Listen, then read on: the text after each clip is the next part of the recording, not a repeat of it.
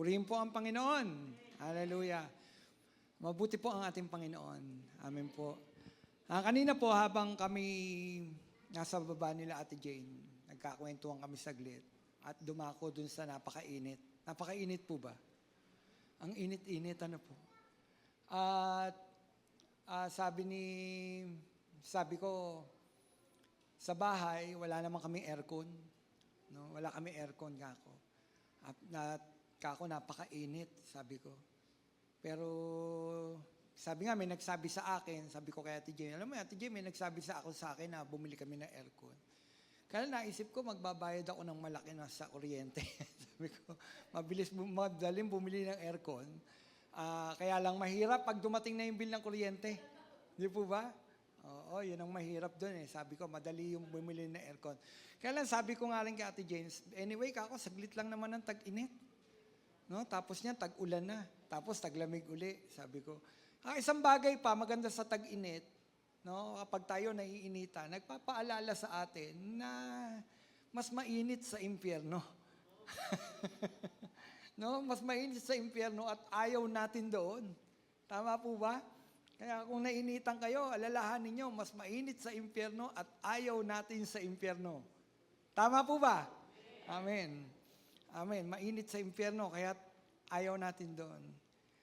Anyway, itong pag-usapan po natin ay hindi tayo papunta sa impyerno. Dahil ang pag-uusapan po natin ay ang katagumpayan ng ating Panginoon sa krus upang hindi tayo mapapunta sa apoy ng impyerno. Amen? Ang pamagat nga po, ang tagumpay sa krus. Kung meron po kayong mga Bible at naniniwala ako, meron kayo kahit sa cellphone ninyo, sa tablet. Sabi diyan, sa Colossus chapter 2, verse 15, sa pamamagitan ng kanyang kamatayan sa krus, nilupig niya ang mga pinuno at kapangyarihan ng sanlibutan. Ang mga ito ay parang mga bihag na kanyang pinarada sa madla bilang katunayan ng pagtatagumpay. Amen. Palakpakan po natin ang ating Panginoon. Hallelujah. Salamat sa Panginoon. Tagumpay. No? Akala ni Satanas, nagtagumpay siya nang maipako ang ating Panginoon, nang mamatay ang ating Panginoon sa krus ng Kalbaryo. Akala ni Satanas at ng mga demonyo, nagupo niya, natalo niya ang ating Panginoon. Ngunit hindi niya alam, pagkatapos ng 3 araw, nang mabuhay na magmuli ang ating Panginoon, katagumpayan, bigong-bigo si Satanas. Amen? Ang buti-buti ng Panginoon. Hallelujah. Salamat. No? Mayroong katagumpayan sa krus. May katagumpayan sa krus. Ang sabi nga no, ating binasa, sa pamagitan ng kanyang kamatayan daw sa krus, nilupig niya ang mga pinuno at kapangyarihan ng sanlibutang ito. Si Satanas at ang kanyang mga kampon. Ang krus, mga kapatid, ay simbolo ng pagdurusa at kamatayan. Ngunit para sa mga Kristiyano, ito ay isang simbolo ng tagumpay. Sa mga Kristiyano daw, ang krus ay simbolo ng ano? Tagumpay. Hallelujah. Ang tagumpay ni Jesus sa krus ay pagdiriwang ng kanyang pagmamahal at sakripisyo para sa atin. Ngayon, tanong, ano nga ba ang pinagtagumpayan ni Jesus sa krus? 3 lamang po ngayon, mga kapatid. No? Ano ang pinagtagumpayan ni Jesus sa krus? Una, ang tagumpay laban sa kasalanan. Hallelujah! Pinagtagumpayan ng Panginoon ang kasalanan. No? Ang sabi ng unang Pedro, chapter 2, verse 24, sa kanyang pagkamatay sa krus, dinala niya ang bigat ng ating mga kasalanan upang tuluyan na nating iwan ang pagkakasala at mamuhay ayon sa kalooban ng Diyos. Purihin ang Diyos. Tagumpay ang ating Panginoon sa kasalanan. Pinagtagumpayan ng ating Panginoon ang kasalanan. Ang sabi doon, sa kanyang pagkamatay sa krus, dinala niya ang bigat ng ating mga kasalanan. Dala-dala ng ating Panginoon. No?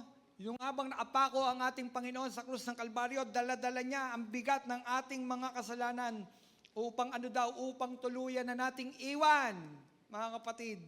Iwan ang pagkakasala at mamuhay tayo ayon sa kalooban ng Diyos. Ang tagumpay ni Jesus sa krus ay pagwawagi laban sa kasalanan. Siya ay namatay sa krus upang tubusin tayo sa ating mga kasalanan at bigyan tayo ng bagong buhay. Kaya namatay ang ating Panginoong Hesus sa krus, no? Upang bigyan daw tayo ng bagong buhay. Kapatid, nararanasan mo na ba ngayon ang bagong buhay? Nang tinanggap mo ba si Kristo bilang Panginoon mo, tagapagligtas, nararanasan mo na ba yung bagong buhay? Nakikita mo na ba yung bunga? Na dati eto ka, ngayon eto, nakita mo nagbabago unti-unti. Nababago yung ating mga pamumuhay. No, bakit? Dahil ba yan sa atin? Hindi. Dahil yan sa gawa ng ating Panginoon sa krus.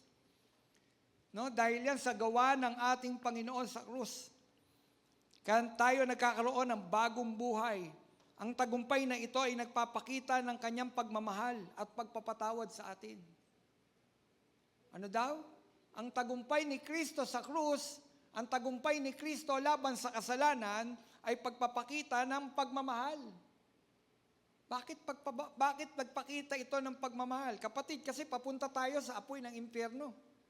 Dahil sa ating mga kasalanan. No? Pero sabi, binuhat-buhat niya, dala-dala niya yung bigat ng pagkakasala ng tao. Tinubos tayo sa pagkakasala. Yun po ay pagpapadama ng ating Panginoon ng pag-ibig niya. Bakit? Pagpapakita yon ng ayaw ng Panginoon na ang tao ay mapunta sa apoy ng impyerno. Ayaw ng Panginoon na ang tao ay mapunta sa walang hanggang kapahamakan. Sa walang hanggang pagdurusa. Ayaw ng Panginoon. Di po ba't yan ay pagpapakita ng pag-ibig ng Diyos? Sobra-sobrang pag-ibig ng Diyos sa bawat isa sa atin. Kaya lang kadalasan, yung pag-ibig na ito ng ating Panginoon, binabaliwala ng tao. Nagpakita ang ating Panginoon ng pagmamahal sa krus. Nang tubusin niya ang ating mga pagkakasala. Kapatid, tayo dapat yun eh. Tayo talaga yung pupunta sa apoy eh. Talaga naman. Tayo dapat yung pinako eh. Tayo dapat ang nagdusa eh. Pero lahat ng ito kinarga ng Panginoon. Ano sabi? Nagmukhang makasalanan ng Panginoon. Alam niyo po, yung krus na yan po ay simbolo noon ng karumal-dumal. Lahat ng ibinitin sa krus, yan po ay nagpapakita ng isang taong makasalanan. Hindi ng isang taong matuwid. Pag nakita po noon ng krus, yan ay pagpapakita ng ng pagpaparusa, kaparusahan. Ano tawag doon? Yung karumihan. Kasi lahat ng ipinako sa krus, makasalanan. Makasalanan. Pero tignan ninyo, mga kapatid, bilang pagpabadama ng ating Panginoon ng pagmamahal, siya ay nagmukhang makasalanan. Siya ay naging napakalaking kasalanan sa harapan ng madla. Samantalang wala namang pagkakasala ang ating Panginoon. Di po ba, yan ay pagpapadama ng ating Panginoon ng napakalaking pagmamahal at pagpapahalaga sa atin? Amen? Pagpapadama ng napakalaking pagmamahal at pagpapatawad. Kapatid, napatawad na tayo ng ating Panginoon. Kapag lumapit ka sa Panginoon at sinabi mo sa Panginoon, Panginoon, ako po ay nagkasala. Inaamin ko po sa inyo, ako po ay makasalanan. Patawarin mo po ako. Kapatid, doon gagana. Doon tatakbo yung paglilinis ng Panginoon sa bawat isa. Sa bawat isang tao na lalapit sa Diyos at aaminin na siya'y nagkasala, doon tatakbo, mga kapatid, yung pag-ibig lalo ng ating Panginoon, paglilinis ng buhay, at makikita mo yung bagong buhay na dadaloy sa bawat isang tumanggap kay Kristo bilang Panginoon niya tagapagligtas. At nagsisi, kapatid, nagsisi. Hindi tinanggap lang si Kristo, kundi nagsisi. Malinaw po ba? Kailangan magkakaroon ng pagsisisi. At makita natin sa ating mga sarili, makasalanan ako. At kailangan kong pumunta dun sa manunubos, dun sa naguhugas ng kasalanan. At sino yun? Ang ating Panginoon. Kapatid, kapag nakita na ng tao na siya ay nagkasala, at lumapit sa Panginoon, dadaloy ang pag-ibig ng Diyos, dadaloy ang paglilinis ng Diyos, dadaloy ang bagong buhay sa bawat isang lalapit sa Panginoon. Kayo po ay lumapit na at nagsisi ng ating mga pagkakasala. Kaya't nakita ninyo ang pag-ibig ng Diyos dumadaloy sa buhay ng bawat isa sa inyo. At ang pinakamagandang bunga po nun, no, nakikita ninyo na unti-unti binabago ng Diyos ang ating mga buhay. Amen? Ang tagumpay na ito ay nagpapakita ng kanyang pagmamahal nga at pagpapatawad sa atin. Mga kapatid, ang tagumpay ni Kristo sa kasalanan ay pagpapahayag sa atin na iwan na natin ang pagkakasala. Anong sabi? Ano daw ang mensahe ng katagumpayan ni Kristo sa kasalanan? Kapatid, iwan na natin ang pagkakasala. Iwan na natin ang pagkakasala. Alam nyo, minsan din natin, sinisisi natin ang tao, no? Sinisisi natin ang ibang tao, sinisisi natin ang sistema, no? Yung ating pagkakasala, sinisisi natin sa iba. Kapatid, walang dapat sisihin sa pagkakasala kundi tayo. Ha? Naunawaan niyo po ba? Walang ibang dapat sisihin kung tayo ay nagkakasala. Hindi mo dapat sisihin ang nanay mo, ang tatay mo, ang sistema ng simbahan, ang mga taong nakapaligid sa iyo. Kasi siya di ba yan na nga ang ginawa ng unang tao? Nagtuturo. Kapatid, wala kang dapat sisihin. Kapag tayo ay nagkakasala, ang sisihin natin ang ating mga sarili. Dahil yan ay pagpili natin. Tama po ba? Ngayon, kung yan ay pagpili, mayroon tamang pagpili. Pinili mo na magkasala, huwag mo sisihin ang iba, huwag mo sisihin ang kapatid mo, huwag mo sisihin ang nanay mo, huwag mo sisihin ang tatay mo. Huwag mo sisihin ang sistema ng mundong ito. Mayroon kang pag-iisip at mayroon tayong pagpapasya, free will. Mamuhay. Mamumuhay ba ako ng may kabanalan o mamumuhay ako sa pagkakasala? Kapatid, may tamang pagpili. Naunawaan niyo po ba ako? Ngayon, kasama sa katagumpayan sa krus, yung pagpili natin. Mamumuhay ba ako at mananatili ako sa buhay ko bilang taong nagkakasala? Nasabi ko nga kanina, tayo ang mamimili. Binigyan tayo ng Diyos ng kalayaang mamili. Mamumuhay ba ako sa pagkakasala? O mamumuhay ako sa katwiran at kabanalan ng Diyos? Kapatid, pinagtagumpay na tayo ng ating Panginoon. Napagtagumpayan na ng Panginoon ang kasalanan sa krus ng Kalbaryo. Sino man lalapit sa Kanya, ganun din, pagtatagumpayin ng Panginoon. Tandaan niyo po yan. Pagtatagumpayin ng Panginoon ang sino mang taong lalapit sa Kanya. Pagtatagumpayin laban sa pagkakasala, laban sa kasalanan. Kapatid, sabi ko nga kanina, meron tayong pagpili na ibinigay ang Diyos sa bawat isa sa atin. Mamili tayo. Mamili tayo.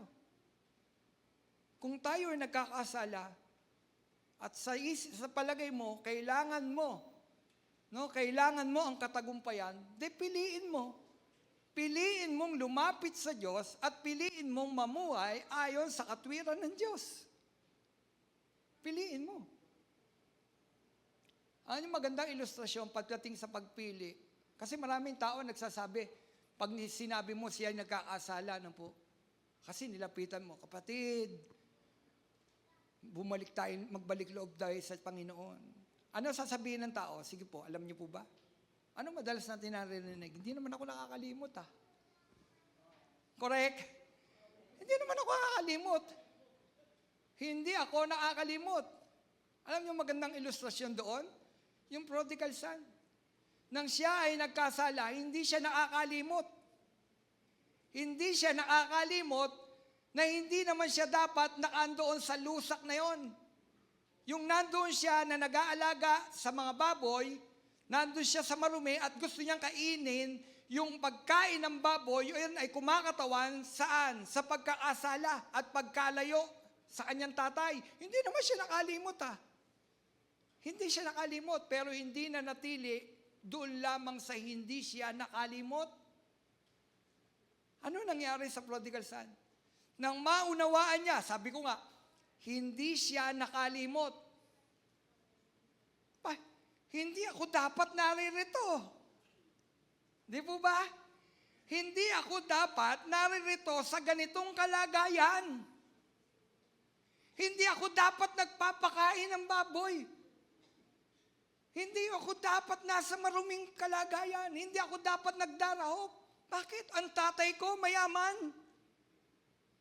May pag-unawa. Tama po ba? Hindi nakakalimot pero meron siyang ginawa. Hindi lang naalala niya na meron siyang tatay na hindi siya dapat naroroon. Yun ay unang step na dapat ginagawa nagaranasan ng isang tao. Alin? Hindi siya nakakalimot. Pangalawa, anong ginawa ng prodigal son? Umalis. Nagpasya. Tama? Pagpapasya. Free will, kalayaang mamili. Pero kung hindi naman ako nakakalimot. Hindi man ako nakakalimot. Kapatid, yung kahit gaano kayaman nung tatay niya, kung hindi siya nagpasya na siya'y aalis doon sa lugar na kung saan tagapag-alaga siya ng baboy at narurumihan siya at babalik siya sa kanyang tatay, hindi dadalo yung alin? Yung biyaya ng kanyang tatay. Kahit napakayaman pa ng tatay niya, mananatili siyang naroon sa karumihan na yon. Meron siyang ginawa. Anong ginawa niya? Sa bahay ng tatay ko, ang mga alila kumakain ng sagana, samantalang ako nagugutom ni pagkain ng baboy walang magbigay sa akin. Sabi niya, babalik ako sa tatay ko. Ano sabi? Babalik ako sa tatay ko. So, na-realize niya, nasa kasalanan siya, hindi siya nakalimot. Pero may ginawa siya. Babalik ako sa tatay ko. Umalis siya doon. Pumunta sa kanyang tatay. At mayroon siyang pagpapasyang ginawa. Pagdating sa tatay ko, sasabihin ko sa kanya, huwag mo na akong ibilang sa mga anak mo. Ibilang mo na lang ako sa mga alila mo. Ang gusto lang niya, makakain ng sagana. Nakuha niyo po? Yung pag-alis niya doon ay pagpapakita na siya ay nagkasala. Kapatid, hindi mananatiling dapat hindi ka lang nakalimot. Kailangan kung hindi ka nakalimot, magpasya kang bumalik. Huwag pong pangangatwiranan yung kasalanang nagagawa. Minsan kasi yung kasalanang nagagawa, pinangangatwiranan pa. Kapatid, ang kasalanan ay kasalanan. Huwag nating pahiran ng magandang pintura ang kasalanan. Ang kasalanan ay marumi, mabaho. At kung tayo ay nandoon sa pagkakasala, magpasya tayo. Kung tayo ay naroon sa marumi, sa mabaho, magpasya tayong babalik tayo sa tatay natin. Amen? Si Kristo, nagtagumpay na sa kasalanan. Nagtagumpay na pala si Kristo, ang Panginoon sa kasalanan. Ako nagkakasala, lalapit ako doon sa Panginoon, doon sa Diyos na nagtagumpay sa kasalanan, doon sa Diyos na may kakayahang magugas, maglinis ng aking kasalanan. Lalapit tayo kay Kristo. At paglapit mo kay Kristo, pag sinabi mo, Panginoon, ako'y nagkasala, agad-agad patatawarin tayo ng ating Panginoon. Hallelujah! Iiwan mo. Aalis ka. Saan? Sa pagkaasala. Hindi magkakaroon ng kapangyarihan sa bawat tao ang kapangyarihan ng katagumpayan ni Kristo sa krus kung hindi tayo magpapasyang aalis doon sa lusak ng ating mga pagkakasala. Kailangang magpasya ng tao na umalis sa pagkakasala at mamuhay sa kabanalan kapiling ng ating Panginoon Diyos. Hallelujah! May gagawin tayo. Kailangan nating lumakad. Saan? Sa kabanalan. Kailangan nating lumakad sa kalooban ng Diyos. Napagtagumpayan na ba ni Kristo ang pagkakasala? Oo. Dinala na nga niya eh. Buhat-buhat na niya. Kaya nga sinabi, di ba? Tapos na. Nagganap na. It is finished. Tetelestai. Natapos ko na. Ang misyon.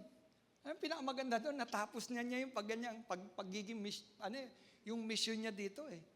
Di po ba? Babalik na siya sa kanyang, sa kanya talagang kalagayan. Kasi nung siya'y bumaba sa lupa, inuban niya yung kanyang pagka-Diyos.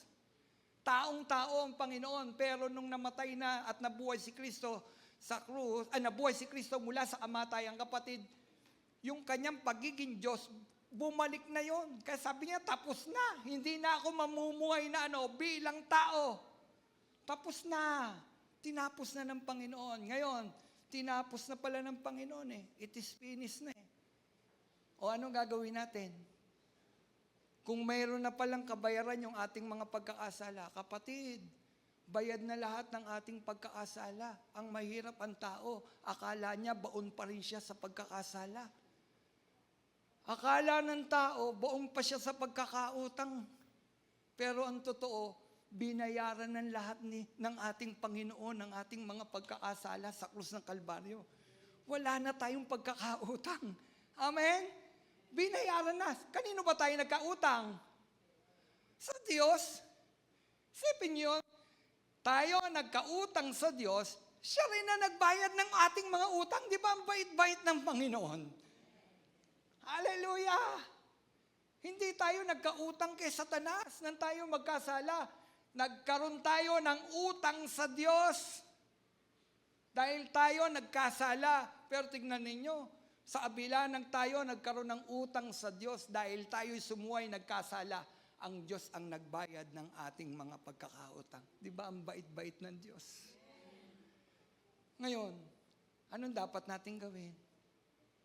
Mamuhay tayo sa kabanalan, sa katwiran ng ating Panginoon. Kapatid, magbalik loob na tayo sa ating Panginoon. Hindi na uso ang mag-backslide. Kung tayo ngayon ay bumabalik sa dating pamumuhay, magpasya ka. Ikaw na nakakanood ngayon, kung sa tingin mo nagkakasala ka, magbalik loob ka sa Diyos. Talikuran mo ang pagkakasala, huwag mo sabihin na hindi ka nakakalimot. Kung hindi ka nakakalimot, pumunta ka doon sa hindi mo nalilimutan. Intindihan niyo yun? Hindi mo pala nalimutan eh. E di puntaan mo, humingi ka ng tawad doon sa hindi mo nakakalimutan. At makita mo, dadaloy ang kapangyarihan ng Diyos sa buhay mo. Babaguhin ng Diyos ang buhay mo, kapatid. Sino dito binago na ng Panginoon? Dahil nagsisi na sa pagkakasala. Hallelujah. Yung katagumpayan ni Kristo sa krus, naging katagumpayan natin. Nagtagumpay si Kristo sa kasalanan. Kapatid, nang tinanggap natin si Kristo bilang Panginoon tagapagligtas, nagtagumpay ka na rin sa kasalanan. Kaya mo nang tanggihan ang kasalanan. Kaya mo nang tanggihan si Satanas. Amen? Tama po ba? Kaya nyo bang tanggihan? Kaya. Kayang tanggihan. Kayang tanggihan ng tao. Lalo na kapag ang tao na kay Kristo, kaya niyang tanggihan ng pagkakasala. Kaya niyang tanggihan ang gawa ni Satanas. Bakit? Na kay Kristo ka. Si Kristo na ang nananahan sa'yo. Oo, dati hindi natin kaya. Pero nang si Kristo pumasok sa puso ng bawat isa sa atin, pinaghaharian tayo ng banal na Espiritu. Kapatid, kayang-kaya mong pagtagumpayan ang pagkakasala. Hallelujah! Huwag mo sabihin hindi mo kaya. Kung na kay Kristo ka, kaya mo. Amen? Kung ikaw ay na kay Kristo, kaya mong pagtagumpayan ang kasalanan dahil yung nananahan sa iyo higit pa sa mananagumpay. Si Kristo. Nananahan na ba si Kristo sa puso ninyo, mga kapatid? Kung nananahan si Kristo, ang sabi, resist the devil. Tanggihan mo. Tanggihan mo sa Satanas. At lalayo siya sa inyo. Ano daw? Lalayo siya sa inyo. Lalayo pala eh. O ang tanong, may kapangyarihan o wala? May kapangyarihan dahil kay Kristo. May kapangyarihan ang bawat tatanggap kay Kristo bilang Panginoon na tagapagligtas. Yung dati, hindi mo kayang pagtanggihan ang pagkakasala nang tanggapin mo si Kristo bilang Panginoon mo tagapagligtas. Kayang-kaya mo nang tanggihan ang pagkakasala. Anumang pagkakasala yan, kayang-kaya mong pagtagumpayan. Dahil sa atin, hindi. Dahil kay Kristo na siyang nagtagumpay sa krus ng Kalbaryo. Hallelujah! Palakpakan natin ang Panginoon. Purihin ang Diyos. Di po ba? Yung ating Diyos na tinanggap. Di ba? Salamat sa Panginoon. Tagumpay siya. Nagtagumpay sa kasalanan. Pangalawa, ano ang pinagtagumpayan ni Kristo sa krus? Si Kristo ay nagtagumpay laban sa kamatayan. Ano daw? Si Kristo ay nagtagumpay laban sa kamatayan. Alam na alam natin, ang kabayaran ng kasalanan ay kamatayan. Ang tanong, nagkasala po ba ang tao? Kaya tayo namamatay. Kaya tayo namamatay. Kaya namamatay ang ating pisikal na katawan. Tingnan ninyo, bakit namamatay ang tao? Pagkakasala. Bunga ng pagkakasala. Hindi, pastor, nagkasakit. Bakit ka nagkasakit? Ba't ka nagkasakit? Pagkakasala. Inabuso ang katawan. Nagkasakit. So, pagkatapos ng magkasakit, anong mangyayari? Hihina ang katawan. At pag humina ang katawan, anong mangyayari? Mamamatay. At ayaw nating itong pag-uusapan. Tama po ba? Bunga ng kasalanan, kamatayan. Kamatayang pisikal, okay lang. Ang mahirap, yung kamatayang pangalawa. Yung ang tao pupunta sa apoy na impyerno. Pero lahat ng ito, pinagtagumpayan ng Panginoon. Ang kamatayan, pinagtagumpayan na ng Panginoon.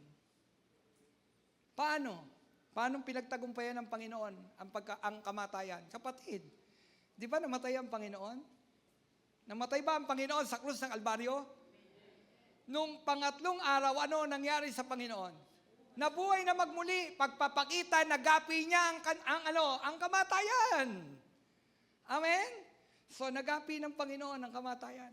Walang kapangyarihan ang kamatayan labang kay Kristo. Ang sabi ng unang Korinto, 15:54 hanggang 55, ang sabi, kapag napalitan na ang walang pagkabulok ang nabubulok, at napalitan na ng walang kamatayan ang namamatay, matutupad ang nasasaad sa kasulatan, na lupig na ang kamatayan, ganap na ang tagumpay.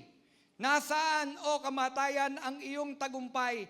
Nasaan, o kamatayan, ang iyong kamandag? Kapatid, alam niyo po ba, yang talata na yan ay pahayag na kung saan gagawin ng Panginoon kapag na-rapture na, kapag dinagit na ang mga mananampalataya, kinuha na ng Panginoon in a twinkling of an eye. Isang kisap mata kukunin ng Panginoon at yung ating mga katawang nabubulok, papalitan ng Panginoon sa isang kisap mata. Papalitan yung nabubulok, papalitan ng Panginoon ng katawang hindi na nabubulok.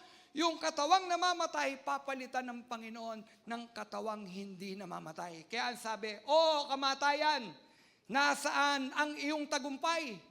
Kasi hanggang ngayon, ang kamatayan patuloy pa rin. Namamatay ang tao.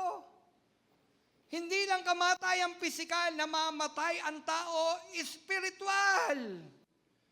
Kaya lang magaganap yung kaganapan ng katagumpayan, kapatid, kapag ni-rapture na ang tunay na mga mananampalataya, kinuha, dinagit ng Panginoon, papalitan ng Panginoon yung ating mga katawang nabubulok, papalitan ng katawang hindi nabubulok.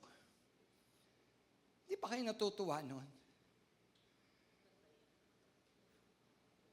Yung katawang namamatay, papalitan ng Panginoon ng katawang hindi na mamamatay. Yan ang katagumpayan ng Panginoon sa kamatayan. Ang sabi, nasaan kamatayan ang iyong kamandag? Ang tagumpay ni Kristo sa krus, sa pamamagitan ng kanyang pagkabuhay na muli, ay nagpapakita na tinalo niya ang kamatayan. Ito'y nagpapakita din na ang mga na nagsisampalataya sa Kanya, kahit mamatay, ay muling bubuhayin. Sino dito nagsisampalataya na sa Panginoon? Ang sabi doon, kahit namatay na, ay muling bubuhayin ng Panginoon. Hallelujah, praise the Lord. Hindi natatapos sa kamatayan. Muling bubuhayin ng Diyos ang mga nagsisampalataya. Kapatid, sumampalataya ka na ba kay Kristo bilang Panginoon tagapagligtas? Kung mamatay man ang pisikal na katawang ito, muli tayong bubuhayin ng Panginoon. At ang maganda doon, yung ipapalit na katawan ng Panginoon, perpektong katawan. Hallelujah! Hindi ka na magkakasakit. Bakit wala nang kapangyarihan? Yung kamatayan dun sa ipapalit na katawan ng ating Panginoon. Hallelujah! Di po ba? Ang Panginoon, yung katawan, nung hinubad niya yung kanyang pagiging Diyos, nagkatawan tao, nagkaroon ba ng kapangyarihan ng kamatayan sa Kanya? Oo, namatay nga eh. Di po ba? Namatay. Pero pagkatapos ng 3 araw, nabuhay na magmuli. Pagpapakita na walang kapangyarihan ang kamatayan sa ating Panginoon. At yung katawan ni Kristo, na siya'y bumaba dito bilang tao, nawala na, napalitan na. Bumalik saan?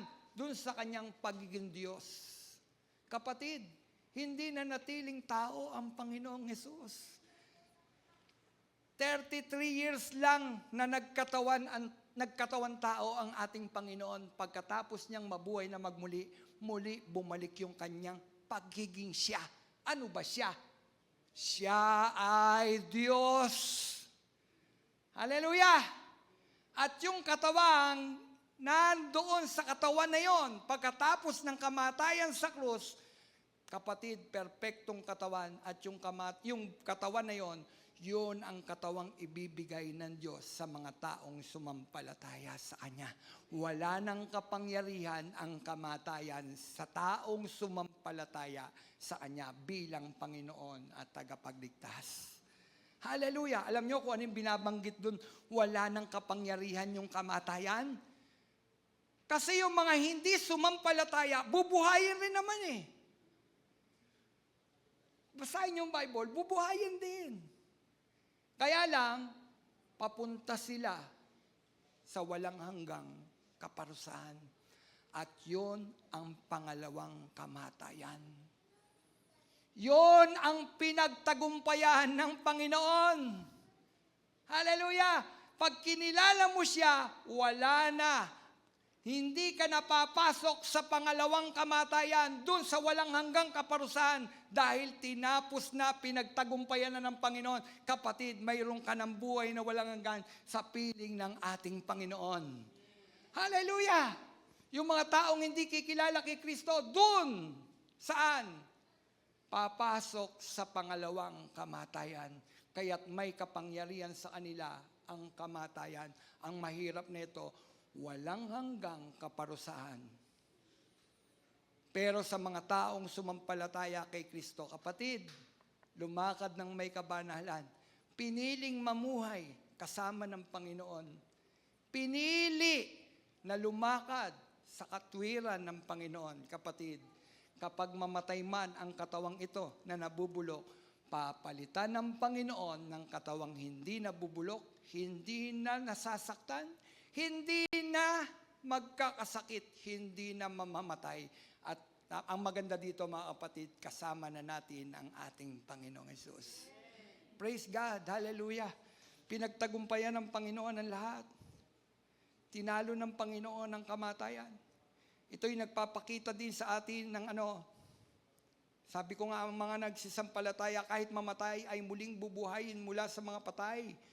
Pagpapakita ng lubusang pagtalo ni Jesus sa kamatayan. Pagpapakita ng lubusang pagtalo ni Jesus sa kamatayan. Ang papalit, ni Jesus ng ating ang pagpapalit ni Jesus ng ating mga katawang nabubulok mula sa katawang hindi nabubulok ay nagpapahayag na ganap nang nalupig ang kamatayan. Ang tagumpay ni Kristo sa kamatayan ay para sa atin na namamatay dahil sa kasalanan. Ginapi niya ang kamatayan para tayo mabuhay. Mga kapatid, si Kristo ay namatay, ngunit sa ikatlong araw siya ay nabuhay muli. At nagpapakita ito sa mga alagad. Ang tagumpay na ito ay nagpapakita ng kanyang kapangyarihan at pagiging Diyos. Ang tagumpay ni Kristo sa kamatayan ay pagpapakita ng napakalaking kapangyarihan at pagpapakita na siya ay hindi tao, siya ay Diyos. Hallelujah. Siya ay Diyos. Hallelujah. Pangatlo at panghuli, ang tagumpay laban kay Satanas at sa mga demonyo. Si Satanas, napakaraming sinira. Di po ba? Anong kanta? Kay rami ng winasak na tana. Di ba? Sino ba ang nangwasak ng kasalanan ng tahanan?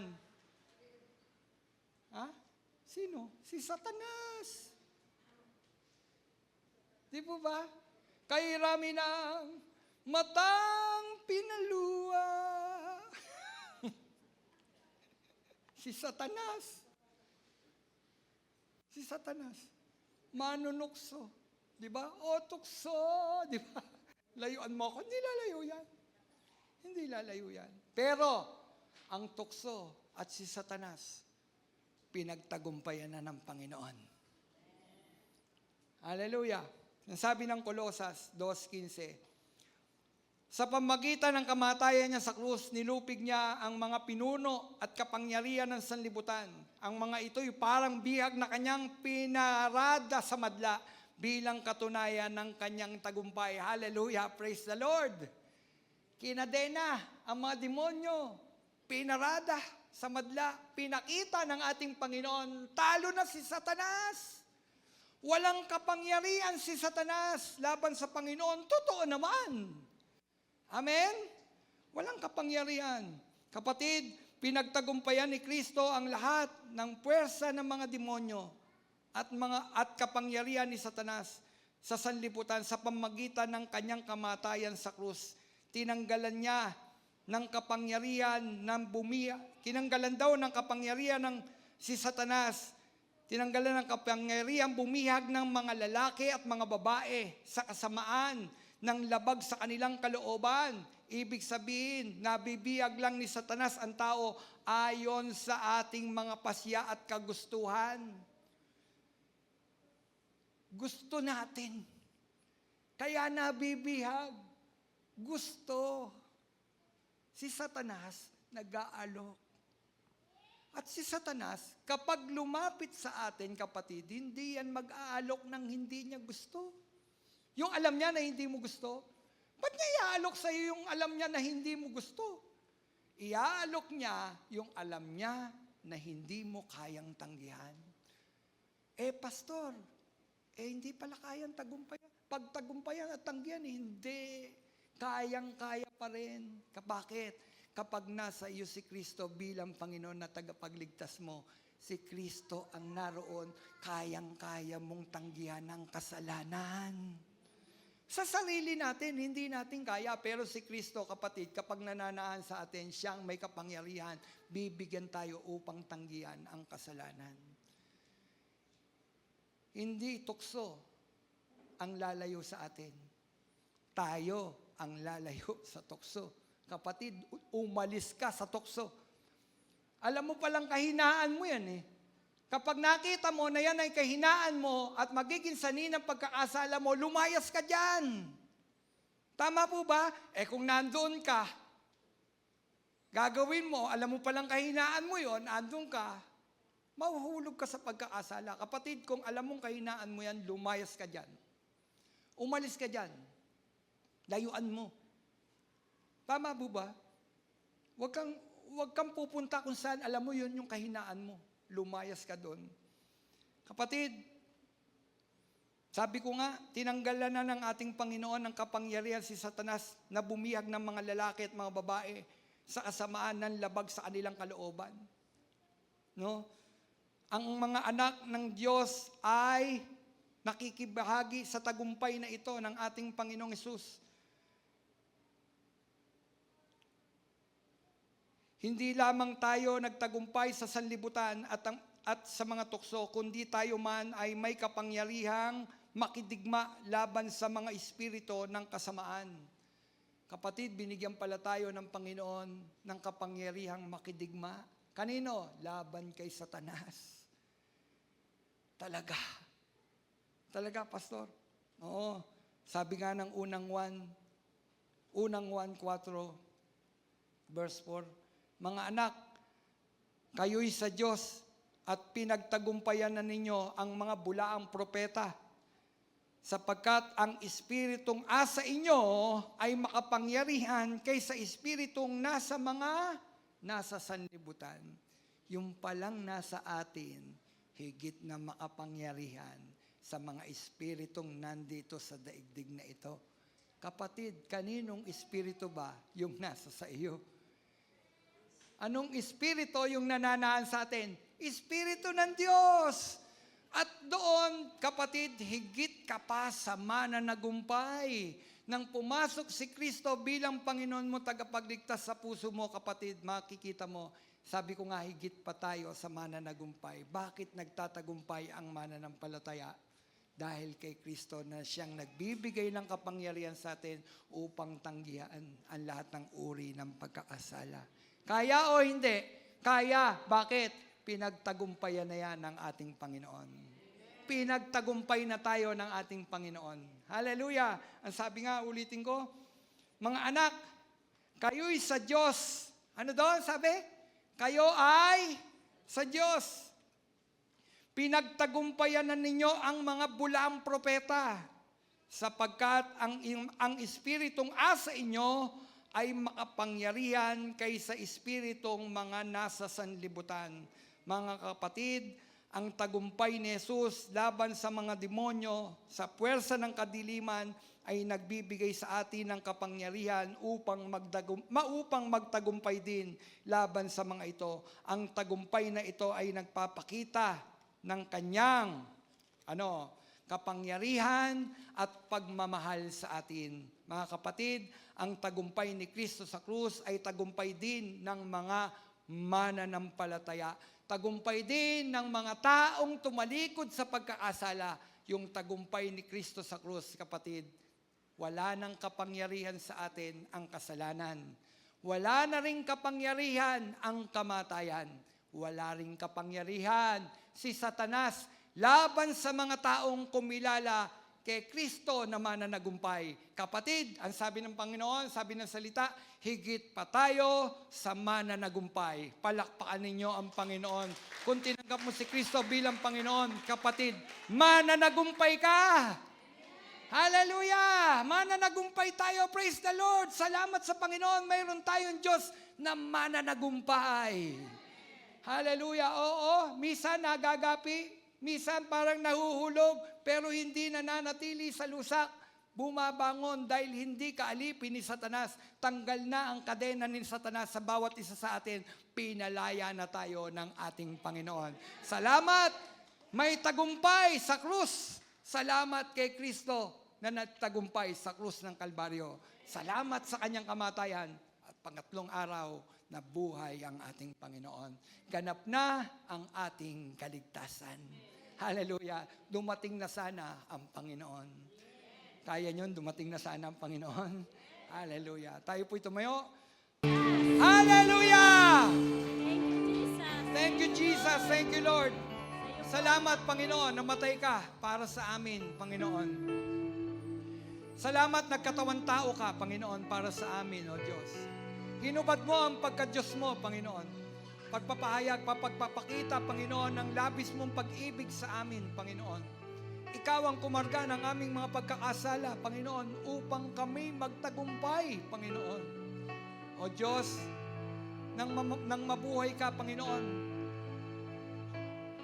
pagkatapos na 3 araw, Panginoon, pinakita mo, Panginoon, may katagumpayan ang mga mananampalataya sa iyo, Panginoon.